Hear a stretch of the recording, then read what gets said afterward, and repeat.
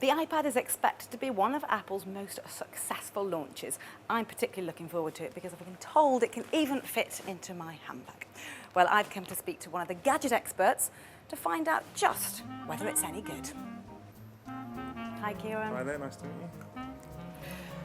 So this is it, the long-awaited iPad. This is it in the flesh. Tell us then, I have an iPhone, Yeah. I have a Mac. How exactly is it different and why is it better? That's actually the massive question. So you've got kind of 50% of the people are saying they absolutely love it, 50% are saying, why do I need this device? Most people will only really get this device once they've had it in their hands and they've had a play on it. So if you look at this This is Air Guitar, is it? Air Guitar app, and if you know how to play the guitar, which I don't, you can play it, you can strum it.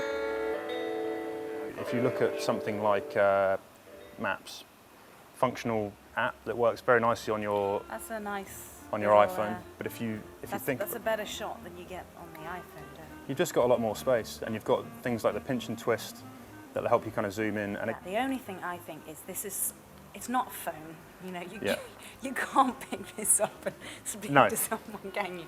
It's not a computer. Yeah, So you still need those other two things. This is just something else to put in your bag and carry around. well, I think Steve Jobs will have said kind of at the beginning that it's kind of aimed at creating a whole new area of computing. So in a way, Apple have created a device that is a vessel, and they've sort of handed it over to publishers and to content providers and content producers and said, off you go, you create things that will make it special. So you'll see something like this is the New York Times. This is really something that you find you can't really do so well on your iPod or your iPhone. Did that just crash then? It did just flick away. See, that's good. I can see the benefit of that. So all of a sudden you've got, It is like a real newspaper, isn't it? it does give you that kind of rich, standard sort of reading experience. So this is all your application? stock exchange information from Bloomberg. So the consumption of all of this information is just very different from anything that exists at the moment, even from a web page. And again, you flip it and the whole kind of page changes. And there are going to be a lot of other sort of applications that sort of change the way you probably engage with content. Mm-hmm. So you'll be able to sort of randomize content by shaking it. Randomized content.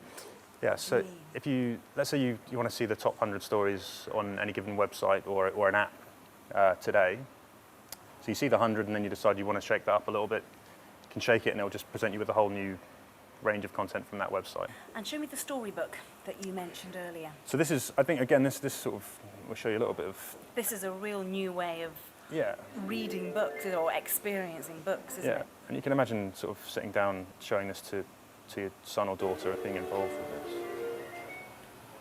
Andy was a young boy with a big imagination. He loved playing with all his toys, but his favorite was a cowboy doll named Sheriff Woody.